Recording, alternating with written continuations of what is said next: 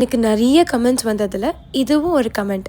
எப்படி இவ்வளோ சீக்கிரம் எழுந்துக்கிறீங்க? நைட்டும் லேட்டாக தான் தூங்குறீங்க, சீக்கிரமும் எழுந்துக்கிறீங்க. எதுக்கு இவ்வளோ சீக்கிரம் எழுந்துக்கிறீங்க?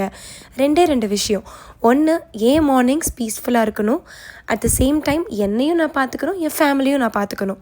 செகண்ட் ஆப்ஷன், மார்னிங்ஸ் எல்லாம் ஸ்ட்ரெஸ் ஆகிக்கிட்டு நான் லேட்டாக எழுந்து அந்த ஸ்ட்ரெஸ் எல்லாம் என் ஃபேமிலி மேலே காமிச்சிக்கிட்டு ஏன்டா இன்றைக்கி இப்படி பண்ணியிருக்கோம் அப்படின்னு என் மேலேயே நான் ப்ளேம் போட்டுக்கிட்டு பட் ஸ்டில் என் ஃபேமிலியும் நான் பார்க்க முடியும். பட் ஆனால் என்னால் என்ன பார்த்துக்க முடியாது.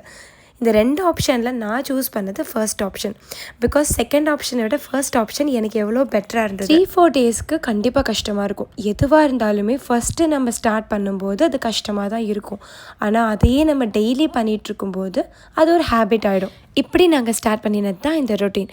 ஃபர்ஸ்ட்டு 6 o'clockனு ஸ்டார்ட் பண்ணினோம். அதுக்கப்புறம் 5:30க்கு மாற்றினோம். இப்போ நாங்கள் 5:30க்கு 2 பேருமே எழுந்துக்கும் போது மார்னிங்ஸ் எல்லாமே ரொம்ப ஸ்மூத்தாக போகுது. எல்லா நாளுமே இப்படி போகும்னு சொல்ல மாட்டேன். கண்டிப்பாக ஏதாவது ஒரு நாள் பர்ஃபெக்டாக இருக்காது. கண்டிப்பாக நம்ம தூங்கிடுவோம், லேட்டாக வந்திருப்போம். அந்த ஒரு நாள் கொஞ்சம் மாறி தான் நடக்கும். But it's okay. பிகாஸ் எல்லா நாளுமே நம்ம பர்ஃபெக்டாக இருக்கணும்னு இல்லை, நம்ம எப்படி ப்ராக்ரெஸ் பண்ணுறோம் அப்படிங்கிறது தான் மேட்டர்ஸ். இதுலேயும் நிறையா பேர் கேட்பீங்க, ஏன் இதெல்லாம் பொண்ணுங்க தான் பண்ணணுமா, பசங்க ஏன் இதெல்லாம் பண்ண மாட்டாங்க அப்படின்னு கேட்பீங்க. பட் என்னை பொறுத்த வரைக்கும் என் ஹஸ்பண்டால் என்ன வேலை பண்ண முடியுமோ அதை அவர் பண்ணுவார். என்னால் என்ன பண்ண முடியும் நான் பண்ணுவேன். ஸோ அவருக்கு தெரியாத வேலையை போய் நான் ஃபோர்ஸ் பண்ணி இதுதான் நீங்கள் பண்ணணும்னு நான் சொல்ல மாட்டேன்.